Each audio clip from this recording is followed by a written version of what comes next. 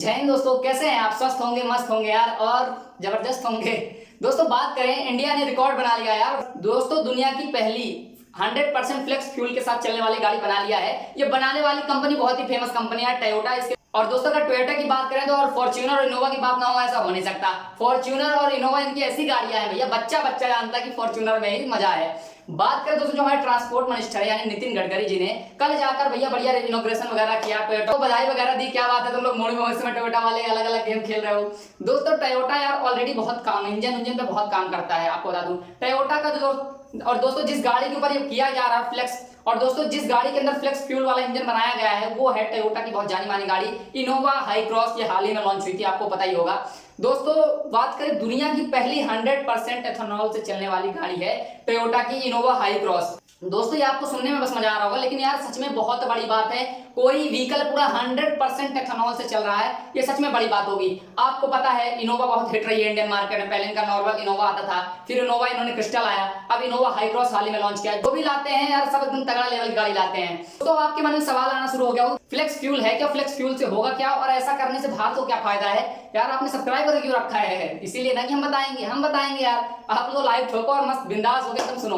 दोस्तों जो crude oil है उसके ऊपर हमारी डिपेंडेंसी कम हो सके, इसलिए सारा खेल रचा जा रहा है। आपको पता है अक्सर भारत निर्भर रहता है, फ्यूल के प्राइसेस इस समय आपको बहुत बड़े मिल रहे होंगे, 100 रुपए से तो नीचे कहीं नहीं देखने को मिल रहा होगा आपको। दोस्तों जो टोयोटा ने ये गाड़ी बनाई है, BS6 स्टेज 2 इलेक्ट्रिफाइड इंजन निकाला गया है। अब आप सोच रहे होंगे भैया अभी तो बोल रहे थे फ्लेक्स फ्यूल, अब इलेक्ट्रिफाइड क्या है? BS6 यानी पहले बात तो समझ लो, जो कार्बन वगैरह इमिशन होता है वो BS6 वाला लेवल है, यानी बहुत कम कार्बन वगैरह इमिशन होगा, यानी बहुत लेटेस्ट इंजन लगा हुआ है, आप ऐसे समझ लो। इलेक्ट्रीफाइंग मतलब आपने हाइब्रिड गाड़ी का नाम सुना होगा। हाइब्रिड मतलब कोई CNG से भी चले, पेट्रोल से भी चले, पेट्रोल से भी चले, डीजल से भी चले, डीजल से भी चले, पेट्रोल से भी चले, इलेक्ट्रिसिटी से भी चले, इलेक्ट्रिसिटी से चले और पेट्रोल से भी चले, यानी दो कॉम्बिनेशन, यानी जब भी दो फ्यूल जुड़ जाते हैं उसको हाइब्रिड कह दिया जाता है।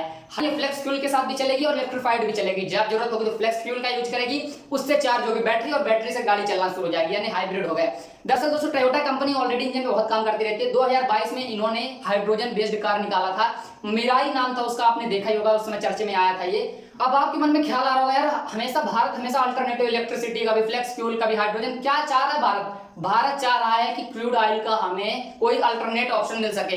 भैया आपको बता दें, डाटा के हिसाब से 16 लाख करोड़ रुपए हर साल हम लोग सिर्फ तेल का खेल लेते हैं, यानी क्रूड ऑयल मंगा लेते हैं। इसीलिए भारत चाहता है 16 लाख करोड़ रुपए जो हर साल देश से बाहर जा रहा है, यानी दूसरे देश को देना पड़ता है, वो हम कम कर सकें, यानी बहुत कम कर सकें। इस कारण से दोस्तों हम लोग एथेनॉल की तरफ बढ़ रहे हैं। भाई आपने सुना होगा ईटेन बारे में, ईटेन का मतलब है 10% एथेनॉल, बाकी 80% होगा आपका पेट्रोल या डीजल। E20 सुना होगा, यानी 20% उसमें एथेनॉल होगा और 80% पेट्रोल या डीजल होगा। 83% दोस्तों जो एथेनॉल बेस्ड गाड़ियां हैं वो USA, ब्राजील, कनाडा पे चलती है, यानी 17% मात्र में पेट्रोल डीजल चलता है, बाकी 83% एथेनॉल के साथ चलती है।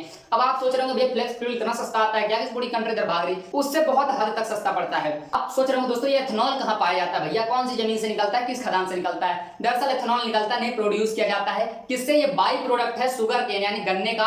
अब तो कॉर्न से भी निकाला जाता है, यानी मक्के से भी निकाला जा सकता है। 100% इनोवा की पहली गाड़ी जो एथेनॉल से चलती है। इसीलिए दोस्तों अब इंडिया चाह रहा है कि हम अपना थोड़ा एथेनॉल ब्लेंडेड फ्यूल की ओर आगे बढ़े। अब ऐसा क्या डिफरेंस होता है एथेनॉल व्हीकल में और पेट्रोल व्हीकल में? हालांकि सारी गाड़ी सेम होती है, कुछ अलग नहीं होता, बस सेंसर्स वगैरह कुछ एक्स्ट्रा डाले जाते हैं। जैसे मान लो कहीं पे 83% वाला फ्यूल मिला, 20% वाला मिला, 93% वाला मिला। इन सबको समझने के लिए बहुत AI का यूज होता है ताकि वो मैनेज कर ले किसको कैसी पावर देनी है।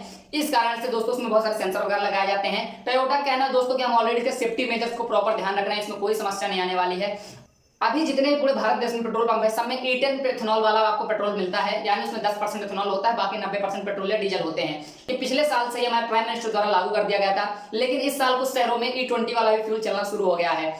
अब लेकिन दोस्तों देखो, किसी चीज के फायदे होते हैं तो नुकसान भी होते हैं। चैलेंज क्या आते हैं? पहली बात तो ये फ्यूल इफिशियंसी को कम कर देता है। आप ऐसा समझ लो कि अगर कोई गाड़ी पेट्रोल या डीजल से मात्र 50 किलोमीटर चलती है तो एथेनॉल डालने के बाद वो 40 से लेकर 38 किलोमीटर तक की चलने वाली है, यानी माइलेज कम हो जाएगा कुल मिला के समझ लो। लेकिन माइलेज से परफॉर्मेंस का अंदाजा मत लगा लेना, परफॉर्मेंस में कमी नहीं आने वाली। पैडल पे पैर रखते ही गाड़ी तूफान की तरह उड़ने वाली है, क्योंकि एथेनॉल बहुत पावर बेस्ड फ्यूल माना जा रहा है दोस्तों। इस कारण से हमारे पूरे ट्रांसपोर्ट मिनिस्टर वगैरह जितनी गाड़ी कंपनी है वो सब एथेनॉल की तरफ शिफ्ट होना चाह रही हैं। और आपको तो पता ही होगा शुगर केन की जब बात आती है तो बहुत वाटर इंटेंसिव प्लांट माना जाता है, इस कारण से। और शुगर के मामले में दोस्तों इसमें राजनीति बहुत होती है, जैसा कि आपको महाराष्ट्र में शुगर की राजनीति पता होगी और उत्तर प्रदेश में तो पता ही होगी। बाकी आप बताना, क्या आप इन फ्यूचर कभी एथेनॉल बेस्ड गाड़ी अगर मिलना शुरू हो गई आप लेना पसंद करो कि नहीं? कमेंट बताना। जय हिंद।